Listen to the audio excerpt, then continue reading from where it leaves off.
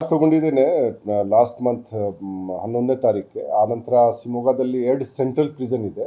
ಅದು ಮೇಲ್ ಪ್ರಿಸ್ನರ್ ಸಲುವಾಗಿ ಒಂದು ಸೆಂಟ್ರಲ್ ಪ್ರಿಸನ್ ಇದೆ, ಮತ್ತು ಫಿಮೇಲ್ ಪ್ರಿಸ್ನರ್ ಸಲುವಾಗಿ ಸೆಂಟ್ರಲ್ ಪ್ರಿಸನ್ ಇದೆ. ಇಲ್ಲಿ 819 ಜನ ಅವರು ಮೇಲ್ ಪ್ರಿಸ್ನರ್ಸ್ ಇಲ್ಲಿದ್ದಾರೆ, 32 ಜನ ಫಿಮೇಲ್ ಪ್ರಿಸ್ನರ್ಸ್ ಇದ್ದಾರೆ. ಆನಂತರ ಮೂರನೇ ಇಲ್ಲಿ ಹೈ ಸೆಕ್ಯೂರಿಟಿ ಪ್ರಿಸನ್ದು ಒಂದು ಕನ್ಸ್ಟ್ರಕ್ಷನ್, ಅದು ಸೆಂಟ್ರಲ್ ಗೌರ್ಮೆಂಟ್ ಒಂದು ಪ್ರಾಜೆಕ್ಟ್ ಇದೆ, ಅದು ಕೂಡ ಇದೆ. ಸೊ ಇದು ಪ್ರಾಜೆಕ್ಟ್ ಇಲ್ಲಿ ಇದೆ.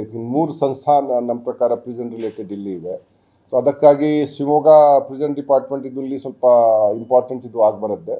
ಸೊ ನಾನಿದು 3 ಇದಕ್ಕೆ ನೋಡಬೇಕು, ಅದಕ್ಕಾಗಿ ನಾನು ಬಂದೆ. ನಿನ್ನೆ ಮೇನ್ ಪ್ರಿಸನ್ ಏನಿದೆ ಅಲ್ಲಿ ಭೇಟಿ ಕೊಟ್ಟೆ, ಆನಂತರ ಫಿಮೇಲ್ ಪ್ರಿಸನ್ಗೆ ಭೇಟಿ ಕೊಟ್ಟೆ. ಇವತ್ತು ಬೆಳಿಗ್ಗೆ ಅಲ್ಲಿ ಕನ್ಸ್ಟ್ರಕ್ಷನ್ ಸೈಟ್ಗೆ ಹೋಗಿ ಏನು ಕಾಮಗಾರಿ ಇದೆ, ಯಾಕೆಂದರೆ 100 ಕೋಟಿ ಅದರ ಸಲುವಾಗಿ ಸೆಂಟ್ರಲ್ ಗೌರ್ಮೆಂಟ್ ಕಡೆಯಿಂದ ಅದು ಮಂಜೂರಾತಿ ಆಗಿದೆ. ಯಾವ ರೀತಿ ಅವರು ಕೆಲಸ ನಡೀತಾ ಇದೆ ಅದೆಲ್ಲ ನಾವು ಪರಿಶೀಲನೆ ಮಾಡಿದ್ದೀವಿ. ಆನಂತರ ಈಗ 11 ಗಂಟೆಯಿಂದ ಯಾಕೆಂದರೆ ಪ್ರಿಸನ್ನಲ್ಲಿ ಏನಾದರೂ ಅಕ್ರಮ ಚಟುವಟಿಕೆ ನಡೀತಾ ಇದೆ ಅಥವಾ ಪ್ರಿಸನ್ ಏನಾದರೂ ಗಲಾಟೆ ಮಾಡ್ತಾರೆ, ಸೊ ಲೋಕಲ್ ಪೊಲೀಸ್ದು ನಮಗೆ ಸಹಾಯ ಬೇಕಲೇಬೇಕು. ಆ ನಿಟ್ಟಿನಲ್ಲಿ ನಾವು ಒಂದು ಕೋಆರ್ಡಿನೇಷನ್ ಮೀಟಿಂಗ್ KSISFದು ನಮ್ಮ ಶಿವಪ್ರಕಾಶ್ ಅವರು ಇದ್ದಾರೆ, ಅವರ ಜೊತೆಗೆ DHO ಅವರು ನಟರಾಜ್ ಅವರು ಇದ್ದರು, ಅವರ ಜೊತೆಗೆ ಡಾಕ್ಟರ್ ಮಧುಸೂದನ್ ಮತ್ತು ನಿಖಿಲ್ ಇವರು ನಾವು ಯಾವ ರೀತಿಯಲ್ಲಿ ಕೆಲವು ಸಮಸ್ಯೆಗಳು ಇದೆ, ನಾವು ಜೊತೆಗೆ ಕೆಲಸ ಮಾಡಿಕೊಂಡು ಪ್ರಿಸನ್ ಸೆಕ್ಯೂರಿಟಿ ಹೆಚ್ಚಿಸಬಹುದು. ಮತ್ತು ಅಲ್ಲಿ ಒಳಗಡೆ ಆರೋಗ್ಯ ಸಂಬಂಧಪಟ್ಟದ್ದು ಕೆಲವು ಸಮಸ್ಯೆಗಳಿದೆ, ಮೆಡಿಸಿನ್ ಸಪ್ಲೈ ಬಗ್ಗೆ ಸ್ವಲ್ಪ ಸಮಸ್ಯೆಗಳು ಇದೆ, ಅದು ಹಾಗೆ ನಾವು ನಮ್ಮ ನಿರ್ವಹಣೆ ನಾವು ಮಾಡಬೇಕು. ಅದರ ಬಗ್ಗೆ ನಾವು ಚರ್ಚೆ ಈಗ ಮಾಡಿದ್ದೀವಿ. ಸೊ ಆ ಎಲ್ಲ ಉದ್ದೇಶ ನಾವು ಇಟ್ಕೊಂಡು ನಾವು ಮಾಡಿದ್ವಿ. ನಮ್ಮ ಜೊತೆಗೆ ನಮ್ಮ DIG ಪ್ರಿಸನ್ ದಿವ್ಯಾ ಅವರು ಇದ್ದಾರೆ, ಮತ್ತು ಕರಿಯಪ್ಪ ಅವರು ಅಡಿಷನಲ್ SP ಇದ್ದಾರೆ, ರಮೇಶ್ ಇದ್ದಾರೆ, ಡಾಕ್ಟರ್ ರಂಗನಾಥ್ ಅವರು ಲೋಕಲ್ ಇದ್ದಾರೆ, ಪ್ರೊಫೆಷನಲ್ ಮೇಘ ಇದ್ದಾರೆ. ಸೊ ಎಲ್ಲರೂ ನಾವು ಕೂಲಂಕುಷವಾಗಿ 1.5 ಗಂಟೆಗೆ ನಾವು ಇದು ಚರ್ಚೆ ನಾವು ಮಾಡಿದ್ದೀವಿ, ಮತ್ತು ಕೆಲವು ಒಳ್ಳೆಯ ಸಲಹೆ ಸೂಚನೆಗಳು ಬಂದಿದೆ. ಮುಂದೆ ಇನ್ನೂ ಒಳ್ಳೆಯ ರೀತಿಯಿಂದ ನಮ್ಮ ಕಾರಾಗೃಹಿ ಇಲಾಖೆ ವತಿಯಿಂದ ಅವರು ಕೆಲಸ ಮಾಡ್ತಾರೆ. ನಾವು ಈಗ ಅಡಿಕ್ಷನ್ ಬಗ್ಗೆ ಕೆಲವು ಕ್ರಮಗಳು ತೊಗೊಳ್ಬೇಕಾಗತ್ತೆ. ಅಡಿಕ್ಷನ್ ಸೆಂಟರ್ ಓಪನ್ ಮಾಡಬೇಕು, ಮತ್ತು ಗಾಂಜಾ ಅಥವಾ ಮೊಬೈಲ್ದು ಸಾಗಾಣಿಕೆ ಏನಾಗತ್ತೆ, ಜನ ಎಸೆತಾ ಇದ್ದಾರೆ, ಅದು ಹಾಗೆ ನಾವು ಇನ್ನೂ ಕಡಿಮಾನ ಹಾಕಬೇಕು. ಅವರು ಮೇಲಿನ ಮೇಲೆ ಸರ್ಚ್ ಎಲ್ಲ ಮಾಡ್ತಾನಿದ್ದಾರೆ. ಮತ್ತು ಡಿಸ್ಟ್ರಿಕ್ಟ್ ಪೊಲೀಸ್ಗೆ ಕೂಡ ನಾವು ರಿಕ್ವೆಸ್ಟ್ ಮಾಡಿದ್ವಿ, ಅವರು ಕೂಡ ಔಚಕ್ಕಾಗಿ ಸರ್ಚ್ ಎಲ್ಲ ಮಾಡಬೇಕು. ಮತ್ತು ಇದು ಎಲ್ಲ ಅಕ್ರಮ ಚಟುವಟಿಕೆ ಇನ್ನೂ ನಾವು ಕಡಿಮಾನ ಒಳ್ಳೆ ರೀತಿಯಿಂದ ನಮ್ಮ ಅಧಿಕಾರಿ ಕೆಲಸ ಮಾಡ್ತಾ ಇದ್ದಾರೆ. ಆದರೆ ಇನ್ನೂ ನಮ್ಮ ಡಿಸ್ಟ್ರಿಕ್ಟ್ ಪೊಲೀಸು ಸಹಾಯದಿಂದ ಇನ್ನೂ ಎಫೆಕ್ಟಿವ್ ಆಗಿ ಮಾಡಬೇಕು. ಜನರಿಗೆ ಕೂಡ ನೆಮ್ಮದಿ ಇರಬೇಕು, ಮತ್ತು ಒಳಗಡೆ ಯಾರು ಕೈದಿಗಳು ಯಾರ್ದು ನಡತೆ ಚೆನ್ನಾಗೇ ಇದೆ ಅವರು ಕೂಡ ಅಲ್ಲಿ ಚೆನ್ನಾಗಿ ಅವರು ಇರಬೇಕು. ಯಾಕೆಂದ್ರೆ ಎಲ್ಲರೂ ಅಲ್ಲಿ ಏನಿದ್ದಕ್ಕೆ ಭಾಳ ಬದಮಾಸಿಲ್ಲ. 80% ನಾವು ಹೇಳ್ತೀವಿ ಯಾರು ಕನ್ವಿಕ್ಟೆಡ್ ಪ್ರಿಸ್ನರ್ಸ್ ಇದ್ದಾರೆ ಅವರು ಫಸ್ಟ್ ಟೈಮ್ ಆಫೆಂಡರ್ಸ್ ಇರ್ತಾರೆ, ಅವರು ಸೆಕೆಂಡ್ ಆಫೆನ್ಸ್ ಮಾಡಿಲ್ಲ, ಅವರು ಒಂದೇ ಆಫೆನ್ಸ್ ಮಾಡಿದ್ದಾರೆ. ಅದೇನು ಮಾಡ್ತಾರೆ, ಅವರು ಗಂಡ ಹೆಂಡತಿದು ಕೊಲೆ ಮಾಡಿರ್ತಾನೆ, ಹೆಂಡತಿ ಗಂಡಂದು ಕೊಲೆ ಮಾಡಿರ್ತಾನೆ, ಸೊಸೆ ಇದು ತಮ್ಮ ಅತ್ತೆದು ಕೊಲೆ ಮಾಡಿರ್ತಾಳೆ, ಅತ್ತೆ ಸೊಸೆದು ಕೊಲೆ ಮಾಡಿರ್ತಾಳೆ. ಈ ರೀತಿ ಕೇಸೇಜ್ ಏನಿದ್ದಕ್ಕೆ ವೈಯಕ್ತಿಕ ದ್ವೇಷ ಮತ್ತು ವೈಯಕ್ತಿಕದು ಒಂದು ನಾವು ಹೇಳ್ಬೋದು ಸಮಸ್ಯೆಗಳ ಸಲುವಾಗಿ ಹೆಚ್ಚೆಚ್ಚಾಗಿ ಜನ ಅದಕ್ಕೆ ಸಲುವಾಗಿದ್ದಾರೆ. ಆರ್ಗನೈಸ್ಡ್ ಕ್ರೈಮ್ಲಿ ಇರೋರು ಈ ರೀತಿ ಇರೋರು ಬಹಳ ಅಷ್ಟು ಜನ ಇಲ್ಲ. ಸೊ ಎಲ್ಲರೂ ಬಹಳ ಭಾರಿ ಕ್ರಿಮಿನಲ್ಗಳು ಇದ್ದಾರೆ. ಅದು ಕೂಡ ಮನೋಭಾವನೆ ನಮ್ಮ ಪ್ರಕಾರ ಇಟ್ಕೊಳ್ಳೋದು ಸರಿ ಆಗಲ್ಲ. ಆದರೆ ಯಾರು ಬದಮಾಸಿದ್ದಾರೆ ಅವ್ರನ್ನ ಸರಿಯಾಗಿ ನೋಡ್ಕೊಳ್ಬೇಕು. ಲೋಕಲ್ ಪೊಲೀಸ್ ಆಗಲಿ ಅಥವಾ ಕಾನೂನು ಪ್ರಕಾರ ಅವ್ರ ಮೇಲೆ ಏನು ಕ್ರಮ ತೊಗೊಳ್ಬೇಕು ಅವರು ನಾವು ತೊಗೊಳ್ತೀವಿ. ಆದರೆ ಯಾರು ಒಂದು ನ್ಯಾಯಾಲಯದಿಂದ ಅವ್ರಿಗೆ ಶಿಕ್ಷೆ ಆಗಿದೆ, ಅವರು ಶಿಕ್ಷೆ ಅನುಭವಿಸ್ತಾ ಇದ್ದಾರೆ, ನಾವು ನೋಡಬೇಕು ಬಹಳ ಅತಿರೇಕಕ್ಕೆ ಅವ್ರಿಗೆ ಏನಾದ್ರು ಸಮಸ್ಯೆ ಆಗಬಾರ್ದು. ಏನು ಗೌರ್ಮೆಂಟ್ದು ರೂಲ್ಸ್ ರೆಗ್ಯುಲೇಷನ್ ಪ್ರಕಾರ ಅವ್ರಿಗೆ ಏನೇನು ಸೌಲಭ್ಯ ಇದೆ, ಅವ್ರಿಗೆ ಊಟ ಏನು ಕೊಡಬೇಕು, ಯಾವ ಕ್ವಾಲಿಟಿದು ಊಟ ಕೊಡಬೇಕು, ಯಾವ ಕ್ವಾಲಿಟಿದು ಅವ್ರಿಗೆ ಆರೋಗ್ಯ ನಾವು ನೋಡ್ಕೊಳ್ಬೇಕು, ಬೇರೆ ಅವ್ರಿಗೆ ಸೌಲಭ್ಯ ಏನು ಕೊಡಬೇಕು, ಇದೆಲ್ಲ ನಾವು ನೋಡ್ಕೊಂಡಿದ್ದೀವಿ, ನಾವು ಪರಿಶೀಲನೆ ಮಾಡಿದ್ದೀವಿ. ಮತ್ತು ಯಾರು ಒಳ್ಳೆ ಕೆಲಸ ಮಾಡಿದ್ದಾರೆ, ಈಗ ನಾವು ಹೊಸ ಒಂದು ಸಿಸ್ಟಮ್ ನಾವು ಸ್ಟಾರ್ಟ್ ಮಾಡಿದ್ವಿ. ನಿನ್ನೆ 6 ಜನ ನಮ್ಮ ಪ್ರಿಸನ್ ಸ್ಟಾಫ್ಗೆ ನಾವು ಪ್ರಶಸ್ತಿ ಸರ್ಟಿಫಿಕೇಟ್ ಕೊಟ್ಟಿದ್ದೀವಿ, ಬಹುಮಾನ ಅವ್ರಿಗೆ ರಿವಾರ್ಡ್ ಕೊಡ್ತೀವಿ. 4 ಜನ KSISFನವ್ರಿಗೆ ನಾವು ರಿವಾರ್ಡ್ ಕೊಡ್ತೀವಿ, 5 ಜನ ಫಿಮೇಲ್ ಪ್ರಿಸನ್ ಸ್ಟಾಫ್ಗೆ ನಾವು ರಿವಾರ್ಡ್ ಕೊಡ್ತೀವಿ. ಅದರ ಜೊತೆಗೆ ನಾವು 5 ಜನ ಯಾರು ಕನ್ವಿಕ್ಟೆಡ್ ಪ್ರಿಸ್ನರ್ಸ್ ಇದ್ದಾರೆ ಅವ್ರಿಗೆ ಕೂಡ ಒಳ್ಳೆ ನಡತೆದು ಸರ್ಟಿಫಿಕೇಟ್ ಕೊಟ್ಟಿದ್ದೀವಿ.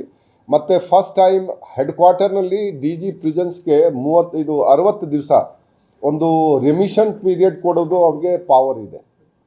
ಆದರೆ ಇನ್ನೂವರೆಗೆ ಹೆಡ್ ಕ್ವಾರ್ಟರಿಂದ ಅವ್ರಿಗೆ ರೆಮಿಷನ್ ಪೀರಿಯಡ್ದು 60 ಡೇಸ್ ಅವ್ರಿಗೆ ಸಜೆ ಕಮ್ಮಿ ಮಾಡೋದು 1 ವರ್ಷದಲ್ಲಿ ಆ ಪವರ್ ಅದು ಉಪಯೋಗ ಆಗಿಲ್ಲ.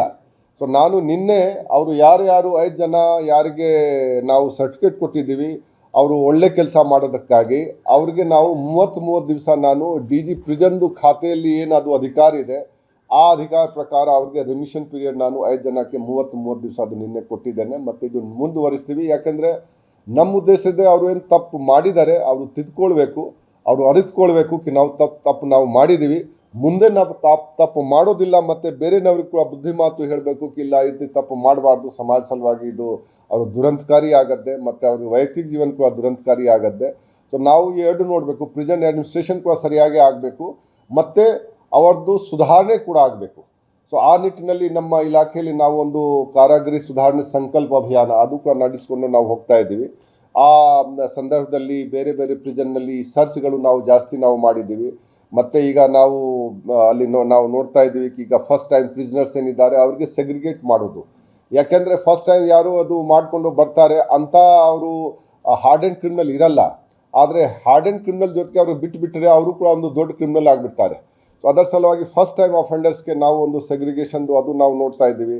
ಮತ್ತು ಅಲ್ಲಿ ಅವ್ರಿಗೆ ಮನಸ್ಸು ಪರಿವರ್ತನೆಗೆ ಏನಾದರೂ ನಾವು ಮಾಡ್ಬೋದು, ಅವ್ರಿಗೆ ಧ್ಯಾನ ಮಾಡಿಸೋದು, ಅವ್ರಿಗೆ ಯೋಗ ಮಾಡಿಸೋದು, ಅಥವಾ ಬೇರೆ ಫಿಸಿಕಲ್ ಆ್ಯಕ್ಟಿವಿಟಿ ಮಾಡಿಸೋದು, ಅವ್ರಿಗೆ ಅವರ ಸಲುವಾಗಿ ಕಲ್ಚರಲ್ ಆ್ಯಕ್ಟಿವಿಟಿ ಮಾಡಿಸೋದು, ಇದು ಎಲ್ಲಕ್ಕೆ ಪಾಡ್ಕಾಸ್ಟ್ ಮಾಡಿಸೋದು. ನಾವು ಹೊಸ ಹೊಸ ವಿಧಾನಗಳು ಈ ಮೆಂಟಲಿ ಅವ್ರಿಗೆ ನೆಗೆಟಿವ್ ಥಿಂಕಿಂಗ್ ಹೇಗೆ ಕಡಿಮೆ ಮಾಡಬೇಕು, ಮತ್ತು ಅವರು ಒಳ್ಳೆ ಆಗಲಿಕ್ಕೆ ಅವ್ರಿಗೆ ನಾವು ಒಂದು ಉತ್ತೇಜನವನ್ನು ನೀಡಬೇಕು. ಸೊ ಆ ನಿಟ್ಟಿನಲ್ಲಿ ಕೂಡ ನಾವು ಕೆಲವು ಅದು ಅಭಿಯಾನಗಳು, ಕೆಲವು ನಮ್ಮ ಕಾರ್ಯಕ್ರಮಗಳು ನಾವು ಅನುಷ್ಠಾನಗೊಳಿಸ್ತೀವಿ, ಅದು ನಾವು ಮುಂದುವರಿಸ್ತೀವಿ ನಾವು ಅದು. ಓಕೆ, ಹೌದು ಕೊಟ್ಟಿದ್ದು ನಾವು ಪ್ರಿಸನ್ ಇಲಾಖೆದು ನೋಡಿ, ನಮ್ಮದು ಪಾಲಿಸಿ ಆ್ಯಸ್ ಆನ್ ಡೇಟ್ ಇದೆ ಕಿ ಯಾವ ಪ್ರಿಸ್ನರ್ಗೆ ಎಂಥ ಪ್ರಭಾವಶಾಲಿ ಆಗಲಿ ಮನೆ ಊಟ ನಾವು ಅಲೌ ಮಾಡಲ್ಲ. ಯಾಕೆಂದರೆ ನಮ್ಮ ಕಾರಾಗೃಹಗಳಲ್ಲಿ ಇರುವಂಥ ಏನು ಕೊಡುವಂಥ ಊಟ ಏನಿದೆ ಅದು ನಾವು ಬಹಳ ಉನ್ನತ ಗುಣಮಟ್ಟದ್ದು ನಾವು ಹೇಳೋಕ್ಕೆ ಆಗಲ್ಲ, ಆದರೆ ಒಂದು ಯಾರು ಒಂದು ಜನ ತಿಂತಾರೆ ಆ ಒಂದು ನಮ್ಮ ಪ್ರಕಾರ ಒಂದು ಗುಣಮಟ್ಟದ ಊಟ ನಾವು ಕೊಡ್ತಾ ಇದ್ವಿ. ಅದು ಫಸಾಯಿ ಏನಿದೆ ಇನ್ಸ್ಟಿಟ್ಯೂಟ್ ಏನಿದೆ ಕಿ ಅದು ಏನು federation of safety food safety and standard authority of India ಏನಿದೆ ಅವರ ಕಡೆಯಿಂದ ಸರ್ಟಿಫೈಡ್ ಊಟಗಳು ಅದು ಪರಪ್ನಾಗಾರ ಪ್ರಿಸನ್ಗೆ ಮತ್ತು ಬೇರೆ ಕಡೆ ಇದೆ. ಇಲ್ಲಿ ಆ ಸರ್ಟಿಫಿಕೇಟ್ ಎಕ್ಸ್ಪೈರ್ ಆಗಿದೆ, ನಾನು ಅವ್ರಿಗೆ ಹೇಳಿದ್ದೇನೆ ಅವ್ರಿಗೆ ತಕ್ಷಣ ನವೀಕರಿಸಲಿಕ್ಕೆ ಅದು ಏನು ಕ್ರಮ ತೊಗೊಳ್ಬೇಕು ಅದು ಕೂಡ ತೊಗೊಳ್ಬೇಕು. ಸೊ ಆ ಫಸಾಯಿ ಅಪ್ರೂವ್ಡ್ ಸರ್ಟಿಫೈಡ್ ಊಟ ನಾವೆಲ್ಲ ಕೊಡ್ತಾ ಇದ್ದೀವಿ, ಎಲ್ಲ ಸಾವಿರಾರು ಜನ ತಿಂತಾ ಇದ್ದಾರೆ, ಅದರ ಬಗ್ಗೆ ಸಮಸ್ಯೆ ಇಲ್ಲ. ಸೊ ನಾವು ಅಲ್ಲಿ ಒಂದು ವ್ಯಕ್ತಿತ್ವವಾಗಿ ಯಾರು ಪ್ರಭಾವಶಾಲಿ ಇದ್ದಾರೆ ಅವ್ರಿಗೆ ನಾವು ಬೇರೆ ಟೈಪ್ ನೋಡೋದು, ಯಾರು ಚಿಕ್ಕ ಮನೆತನದಿಂದ ಅಥವಾ ಅದು ಇದು ಬೇರೆ ಜನ ಬಂದಿದ್ದಾರೆ ಅವರಿಗೆ ನಾವು ಬೇರೆ ಟೈಪ್ ನೋಡೋದು, ಅದು ನಮ್ಮ ಪ್ರಕಾರ ಸರಿ ಆಗಲ್ಲ. ಸೊ ಆ ನಿಟ್ಟಿನಲ್ಲಿ ನಾವು ಒಂದು ರೂಲ್ಸ್ ಕೂಡ ಫ್ರೇಮ್ ಮಾಡ್ತಾ ಇದ್ವಿ. ಸೊ ನೀವು ಒಳ್ಳೆ ಕ್ವಶನ್ ಕೇಳಿದ್ರ ಕಿ ರೂಲ್ ಅದು ಒಂದು section 730 of Karnataka prisoners act 1963 ಆ ಪ್ರಕಾರ ಇದೆ. ಅವ್ರಿಗೆಲ್ಲ ಊಟ ಕೊಡಬೇಕು, ಬಟ್ಟೆ ಕೊಡಬೇಕು, ಪುಸ್ತಕ ಕೊಡಬೇಕು, subject to examination and regulation by inspector general of prisons. So ಆ ಇನ್ಸ್ಪೆಕ್ಟರ್ ಜನರಲ್ ಈಗ 63 ಇನ್ಸ್ಪೆಕ್ಟರ್ ಜನರಲ್ ಇತ್ತು, ಈಗ DG ಆಗಿದ್ದಾರೆ. ಸೊ ಅದು ನಾವು ಒಂದು ಇನ್ನೂವರೆಗೆ ರೂಲ್ಸ್ ಫ್ರೇಮ್ ಆಗಿರಲಿಲ್ಲ ಈ ಇನ್ ಪರ್ಸೆನ್ಸ್ ಆಫ್ 1963 ರೂಲ್ಸ್. ಈಗ ನಾವು ರೂಲ್ ಫ್ರೇಮ್ ಮಾಡ್ತಾ ಇದ್ವಿ, ನಾಳೆವರೆಗೆ ಆ ರೂಲ್ ಕೂಡ ನಾವು ಹೊಡಿಸ್ತೀವಿ. ಮತ್ತು ಎಲ್ಲರಿಗೆ ಈ ಮಾನ್ಯ ಹೈಕೋರ್ಟ್ ಕೂಡ ನಾವು ಅದೇ ಹೇಳಿದ್ದೀವಿ ಕಿ ನಮ್ಮ ಊಟ ಚೆನ್ನಾಗೇ ಇದೆ, ನಾವು ಏನಿದೆ ಕಿ ಎಲ್ಲ ನಾವು ಅವ್ರಿಗೆ ನೋಡ್ಕೊಳ್ತಾ ಇದ್ವಿ, ಸೊ ಎಲ್ಲ ಸರ್ಟಿಫಿಕೇಷನ್ ಇದೆ. ಮತ್ತು ನಾವು ಇವರಿಗೆ ಕೊಟ್ಟರೆ ನಾಳೆ ಸಾವಿರಾರು ಜನ ಇದು ಡಿಮಾಂಡ್ ತೊಗೊಂಡು ಬರ್ತಾರೆ, ಮತ್ತು ಊಟದಲ್ಲಿ ಅವರು ಸಿಮ್ ಕಾರ್ಡ್ ಹಾಕಿಬಿಟ್ಟು, ಅವರು ಗಾಂಜಾ ಇಟ್ಬಿಟ್ಟು, ಅವರು ಬೇರೆ ಇಟ್ಬಿಟ್ಟು, ನಾವು ಇದು ಹ್ಯೂಮನ್ಲಿ ಇಂಪಾಸಿಬಲ್ ಇದೆ ಕಿ ನಾವು ಇದು ಎಲ್ಲ ನೋಡ್ಕೊಳ್ಳೋಕ್ಕೆ. ಆದರೆ ನಾವು ಇದು ಕೂಡ ಹೇಳಿದ್ವಿ ಕಿ ಅವ್ರಿಗೆ ಈಗ ನಂತರ ನಮ್ಗೆ ಗೊತ್ತಾಯಿತು ಕಿ ಅವರು ಪ್ರತಿವಾದಿಗಳು ಹೋಗಿ ಅಲ್ಲಿ ಹೋಗಿ ಇಲ್ಲ ಸರ್ ಅವರು ಕೆಲವು ಜನ ಪ್ರಭಾವಶಾಲಿಗಳಿಗೆ ಇನ್ನೂ ಅವರು ಊಟ ಕೊಡ್ತಾ ಇದ್ದಾರೆ ಅಥವಾ ಅವ್ರಿಗೆ ಅಡುಗೆ ಮಾಡೋಕ್ಕೆ ಬಿಟ್ಟಿದ್ದಾರೆ. ಸೊ ನಾವು ಲಾಸ್ಟ್ 1 ಮಂತ್ನಲ್ಲಿ ಇದು ಕಟ್ಟುನಿಟ್ಟಾಗಿ ನಿರ್ದೇಶನ ಕೊಟ್ಟಿದ್ವಿ ಕಿ ಯಾರು ಸ್ವಂತ ಅಡುಗೆ ಮಾಡತಕ್ಕದ್ದಲ್ಲ. ಯಾಕೆಂದರೆ ಈ ಪದ್ಧತಿ ಕೂಡ ಕೆಲವು ಪ್ರಿಸನ್ಸ್ಲಿ ನಡೀತಾ ಇತ್ತು.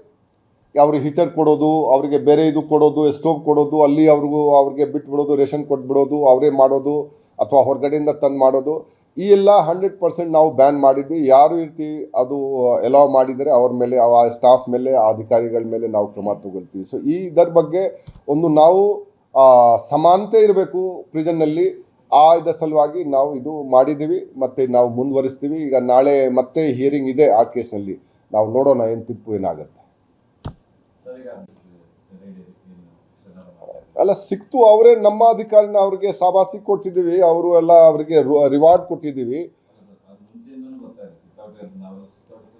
ನೋಡಿ ಮುಂಚೆದು ನಾನು ಮಾತಾಡಲ್ಲ, ಈಗ ಮುಂದೆದು ನಾವು ಮಾತಾಡೋಣ.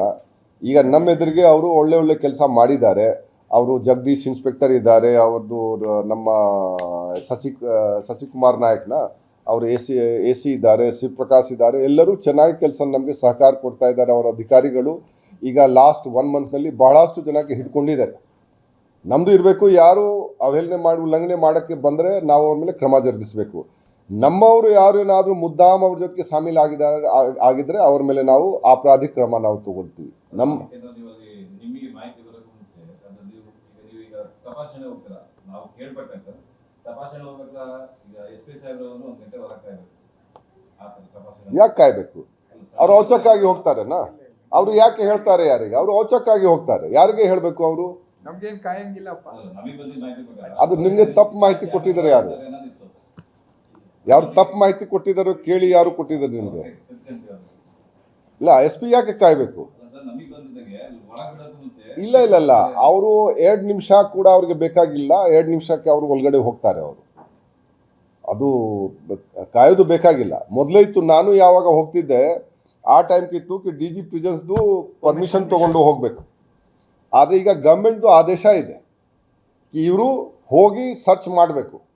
ನಮ್ಮ ಟೈಮ್ಗೆ ನಾನು ಹೋಗಿದ್ದೇನೆ, ಆ ಟೈಮ್ ನಾನು ಫೋನ್ ಮಾಡ್ತಿದ್ದೆ DG ಪ್ರಿಸನ್ಸ್ಗೆ, ಸರ್ ನಾನು ಸ್ವಲ್ಪ ಸರ್ಚ್ ಮಾಡಬೇಕು, ತಾವು ನಮಗೆ ಆಸ್ಪತ್ರೆ ಕೊಡಬೇಕು.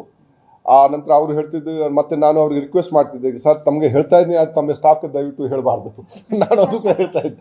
ಅದು ನಮಗೆ ಜ್ಞಾಪಕ ಇದೆ, 2-3 ಜನಕ್ಕೆ ನಾನು ಫೋನ್ ಮಾಡ್ಕೊಂಡು ರಿಕ್ವೆಸ್ಟ್ ಮಾಡಿದ್ದಕ್ಕೆ, ಸರ್ ನಾನು ಯಾವಾಗ ಅಲ್ಲಿ ರೀಚ್ ಆಗ್ತೀನಿ ತಮಗೆ ನಾನು ಮಿಸ್ಡ್ ಕಾಲ್ ಕೊಡ್ತೀನಿ, ಆ ಟೈಮ್ ತಾವು ತಮ್ಮ ಸ್ಟಾಫ್ಗೆ ಹೇಳಿ. ಸೊ ಈಗ ಆ ಪರಿಸ್ಥಿತಿ ಇಲ್ಲ. ಈಗ ಅವರು ತಾನೇ ಸ್ವಯಂ ಪ್ರೇರಿತವಾಗಿ ಯಾವ ಟೈಮ್ಗೆ ಬೇಕಾದರೆ ಸರ್ಚ್ ಸಲುವಾಗಿ ಹೋಗ್ಬಹುದು ಅವರು. ಸೊ ಯಾರ್ದು ಪರವಾನಗಿ ಅವ್ರಿಗೆ ಬೇಕಾಗಿಲ್ಲ. ಸೊ ಪರವಾನಗಿ ಬೇಕಾದರೆ ಇದು ಎಲ್ಲ ಅಡೆತಡೆ ಆಗತ್ತೆ. ಆದರೆ ಈಗ ಪರವಾನಗಿ ಬೇಕಾಗಿಲ್ಲ, ಅವರು ತಾನೇ ಡೈರೆಕ್ಟ್ ಅಲ್ಲಿ ಹೋಗ್ಬೋದು. ಅಲ್ಲಿ ಏನು ಲಾಕ್ ಓಪನ್ ಮಾಡೋಕ್ಕೆ ಏನು ಟೈಮ್ ಹಿಡಿದಿದೆ ಅಷ್ಟೇ ಟೈಮ್ ಅವ್ರಿಗೆ ಬೇಕು. ಓಕೆ, ಇದು ನಮಗೆ ಗೊತ್ತಿಲ್ಲ. ಇದು ಐಡಿಯಾ ಸೌತ್ ಕೊರಿಯಾದಲ್ಲಿ ಇದು ವ್ಯವಸ್ಥೆ ಇದೆ.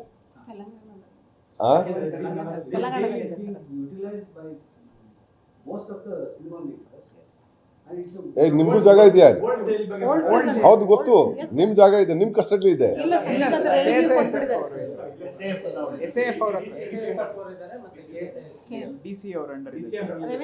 ನಮ್ ಇದಕ್ಕೆ ಇಲ್ಲ, ಅದು ನಮ್ ಇದಕ್ಕಿಲ್ಲ. ಆದ್ರೆ ಅದು ಒಳ್ಳೆ ಐಡಿಯಾ. ಅದು ಅದು ತೋರಿಸ್ಬೇಕು ಅವರಿಗೆ. ಅಲ್ಲ, ಬಹಳ ಜನ ನಮಗೆ ರಿಕ್ವೆಸ್ಟ್ ಮಾಡ್ತಾರೆ, ಸರ್ ಜೈಲ್ ಹೇಗೆ ಇದೆ ನೋಡಬೇಕು. ಸೊ ನಾನು ಹೇಳ್ತೀನಿ, ಇಲ್ಲ ಸುಮ್ಮನೆ ತೋರಿಸಲ್ಲ, 1 ದಿವಸ 2 ದಿವಸ ಇರಬೇಕಾಗತ್ತೆ ನೀವು ಅಲ್ಲಿ.